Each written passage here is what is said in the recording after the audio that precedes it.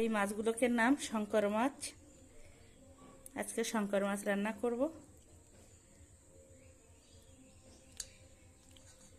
দেখো, দেখতে কিন্তু এরকমই হয় আর খেতে অনেকটা ভালো লাগে। খালি কড়াইটা নিয়ে নিয়েছি, খালি কড়াইতে দিয়ে দেবো পেঁয়াজ, দিয়ে দেবো মাছগুলো, আদা বাটা, রসুন বাটা, টমেটো, লঙ্কা,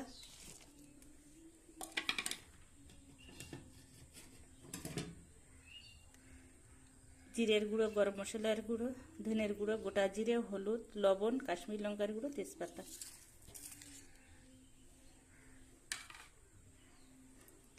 এবার দিয়ে দেবো তেল।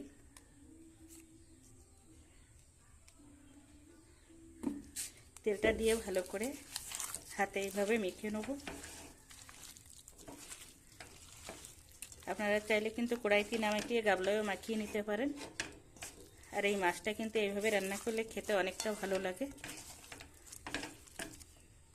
মাছের গায়ে দেখো হলুদগুলো কিন্তু খুব সুন্দরভাবে মেখে গেছে।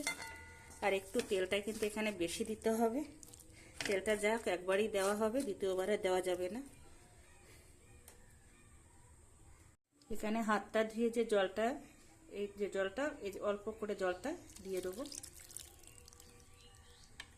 জলটা দিয়ে দিয়েছি। জলটা দেওয়ার পরে দেখো ঢাকনা দিয়ে ঢেকে 10 মিনিট রান্না করে নেব। ঢাকনাটা খুলে দিয়েছি। খুলে দেখো কিছু সময় একটু নাড়াচাড়া করে নেব। ঢাকনাটা খুলে মাঝে মধ্যে একটু নাড়াচাড়া করে নিতে হবে, নাহলে লেগে যাবে। আবার ঢাকনা দিয়ে ঢেকে দেবো। রান্নাটা হয়ে গেছে, এবার নামিয়ে নেব।